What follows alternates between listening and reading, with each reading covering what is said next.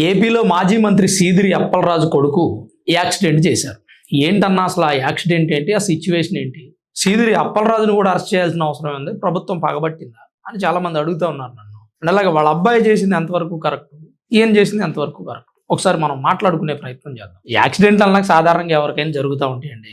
పెద్ద వ్యక్తులకైనా జరుగుతాయి, అనుభవం ఉన్న వ్యక్తులకైనా జరుగుతాయి, కుర్రాళ్ళు బండి తోలినా యాక్సిడెంట్ జరుగుతుంది కామన్గా. ప్రాణం పోయే అంత యాక్సిడెంట్ అంటే అది చాలా సివియర్ కండిషన్, చాలా సీరియస్గా యాక్షన్ తీసుకోవాల్సినటువంటి పరిస్థితి. ఈ యాక్సిడెంట్ విషయంలో సీదిరి అప్పలరాజు మాజీ మంత్రి ఏమైనా రాంగ్ స్టెప్ వేసాడా, అందుకే ఆయన అరెస్ట్ చేశారా?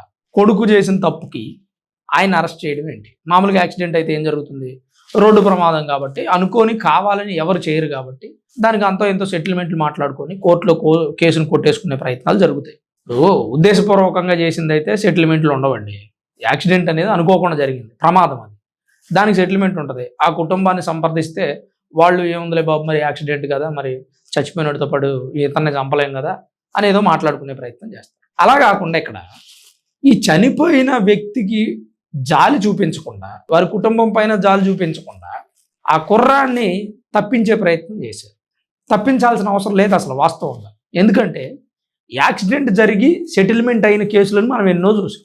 అట్లనే సీదిరి అప్పలరాజు కుటుంబం మాజీ మంత్రి కాబట్టి, ఎంతో కొంత పలుకుబడి ఉన్న వ్యక్తి, ఫైనాన్షియల్గా వెల్ సెటిల్డ్ కాబట్టి వెళ్ళిపోయి ఆ కుటుంబంతో మాట్లాడి కూర్చొని, ఇగో మా అబ్బాయి వల్లే నీ కొడుకు చనిపోయాడమ్మా, నీ కుటుంబాన్ని మేము ఆదుకునే ప్రయత్నం చేస్తాం, కోర్టులో కేసు వేసుకుందామా, లేదంటే ఏదైనా సెటిల్మెంట్ రూపంలో మాట్లాడుకుందామా, మీ కుటుంబాన్ని మేము ఆదుకుంటామని ఆ మాజీ మంత్రి చెప్పినట్టయితే బాగుండేది.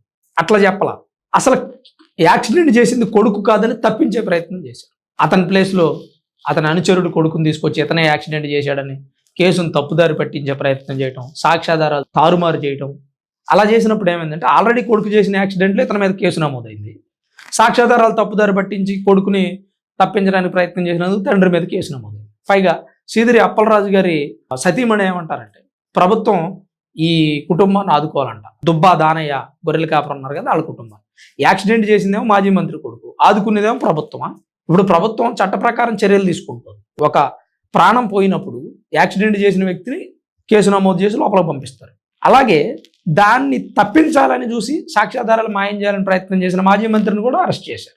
ఎందుకు ఏపీలో ఉన్న ప్రజలు ఈ కేసు మీద పాజిటివ్గా స్పందిస్తున్నారు, మాజీ మంత్రిని అరెస్ట్ చేయడం తప్పు కాదని అంటున్నారంటే, ఈ కేసు అయిపోయింది, కొడుకుని అరెస్ట్ చేశారు, ఆ తర్వాత కూడా మీకు ₹1,00,000 డబ్బులు ఇస్తాం, అవసరమైతే మీ చనిపోయిన ఆయన భార్య ఎవరైతే ఉన్నారో ఆమెను మేము ఇంట్లో పని మనిషిగా పెట్టుకుంటాం అన్నారు. ఇది ఎక్కడ దారుణం, ఇది ఎక్కడ విడ్డూరం? తప్పు కదా అది. మాజీ మంత్రి కొడుకు చేసిందే తప్పు, ప్రమాదం, దాన్ని వాళ్ళ కాళ్ళేళ్ళలో పెట్టుకుని సర్ది చెప్పుకునే ప్రయత్నం చేసి సరిపోయేది. రెండో తప్పు చేశారు. మూడో తప్పు ఏంటంటే వాళ్ళ కుటుంబాన్ని ఇట్లా అనడం. ఆర్థిక సాయం చేయలేదు, కుటుంబం మీద జాలి చూపించలేదు. ఇంకా అన్నిటికంటే పెద్ద ఆశ్చర్యకరమైన విషయం ఏంటంటే, మాజీ ముఖ్యమంత్రి జగన్మోహన్ రెడ్డితో సహా ఏదో చిన్నపిల్లడు యాక్సిడెంట్ చేశాడు, దానికే పగబట్టి అరెస్ట్ చేస్తారా, కేసులు పెట్టి, ఆ మాట రాంగ్ కదా. అందుకని ఇక్కడ ఏపీ ప్రజలు దుబ్బాదానయ్య కుటుంబం వైపు సానుభూతి చూపిస్తున్నారు. మాజీ మంత్రి కొడుకు అరెస్ట్ అయినా కానీ వాళ్ళ వైపు సానుభూతి లేదు. దానికి కారణం ఇదే.